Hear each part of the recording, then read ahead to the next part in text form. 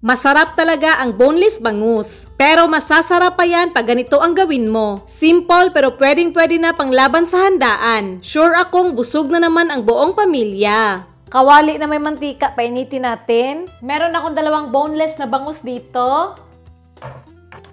Putulan ko ang mga buntot para magkasya sa kawali. Tapos pat dry.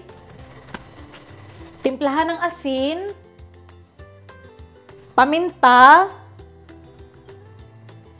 at konting magic sarap or bitsin.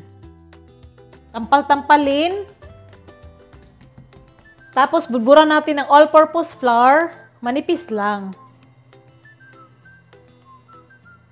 Ganyan lang na hindi makapal. Mantika, check kung mainit na ba. Yan, mainit na. Prituhin na natin tong bangus patalikod. Yan Takpan natin matalsik. Check natin. Tapos baliktarin. Ayan, ang ganda ng pagkaluto, Okay na to. Patuluin lang natin ang mantika. Yan. Siyempre, itong isa rin. Ito, naluto ko na ang dalawa. Dito lang muna. Para naman sa simple pero pang malakas ang sauce. Mantika na prinituhan natin ng bangus.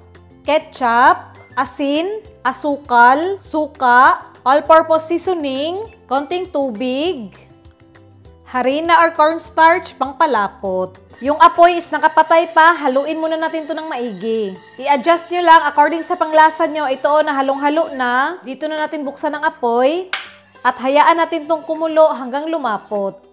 Ito na kumukulo na at lumapot na Ilagay na natin ang bell pepper at pineapple. Haluin. Okay na agad ang sweet and sour na sauce. Ibuhos sa bangus.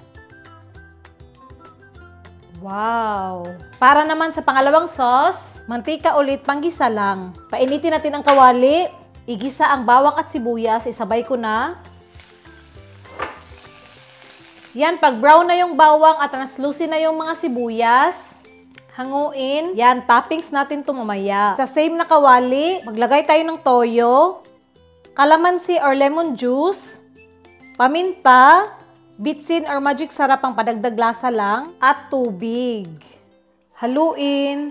I-reduce natin tong sauce hanggang lumapot. Okay na rin to Ito na sauce, i-brush lang natin. Tapos for the toppings, yung mga sibuyas, yung bawang, konting green pagpadagdag at chop. Ito na ang crispy boneless bangus na panglaban sa handaan. Lunch namin to so titikman ko lang.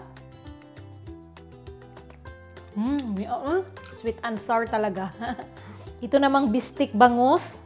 Grabe yung itsura, Manamis-namis na maalat-alat. Masarap rin.